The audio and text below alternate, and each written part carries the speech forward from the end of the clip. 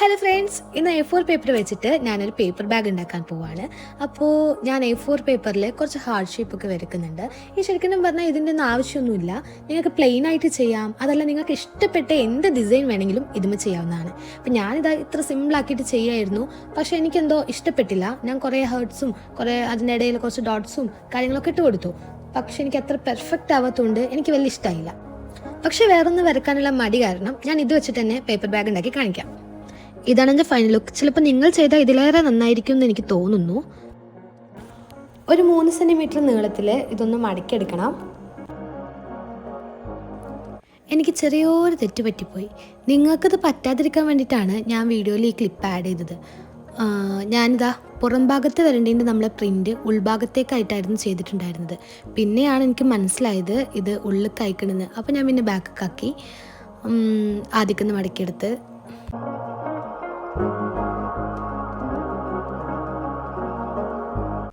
ഇനി ഈ സൈഡിലായിട്ട് നമ്മൾ 1 സെൻറ്റിമീറ്ററിൽ ഒന്ന് മടക്കിയെടുക്കാം.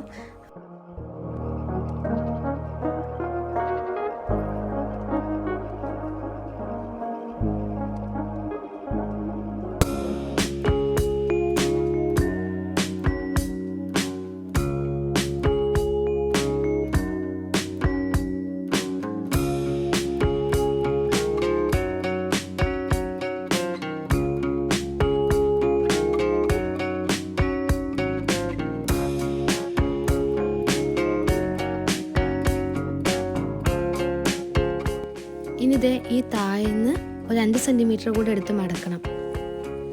ഇതിപ്പം A4 വെച്ചിട്ട് ചെയ്യുന്നതുകൊണ്ടാണ് കേട്ടോ ഈ ഒരു അളവ് വരുന്നത്. നിങ്ങൾ ന്യൂസ് പേപ്പറൊക്കെ വെച്ചിട്ട് ചെയ്യുകയാണെന്നുണ്ടെങ്കിൽ കുറച്ചുകൂടിയും ഇതിനനുസരിച്ച് അഡ്ജസ്റ്റ് ചെയ്തിട്ട് എടുക്കുക.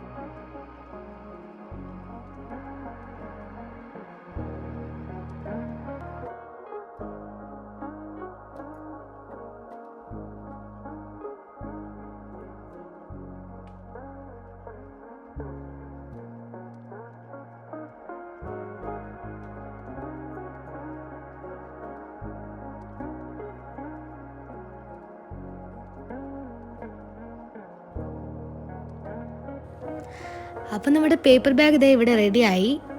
നിങ്ങൾക്ക് വീഡിയോ ഇഷ്ടപ്പെടുകയാണെന്നുണ്ടെങ്കിൽ ലൈക്ക് ചെയ്യാനും ഇഷ്ടപ്പെട്ടിട്ടില്ലെങ്കിൽ ഡിസ്ലൈക്ക് ചെയ്യാനും എന്തെങ്കിലും നിങ്ങൾക്ക് പറയാനുണ്ടെന്നുണ്ടെങ്കിൽ അത് കമൻറ്റ് ചെയ്യാനും മറക്കല്ലേ. സബ്സ്ക്രൈബ് ചെയ്യുകയോ ചെയ്യാതിരിക്കുകയോ അത് നിങ്ങളുടെ ഇഷ്ടമാണ്. അപ്പോൾ ശരി ഫ്രണ്ട്സ്, അടുത്ത വീഡിയോയിൽ കാണാം.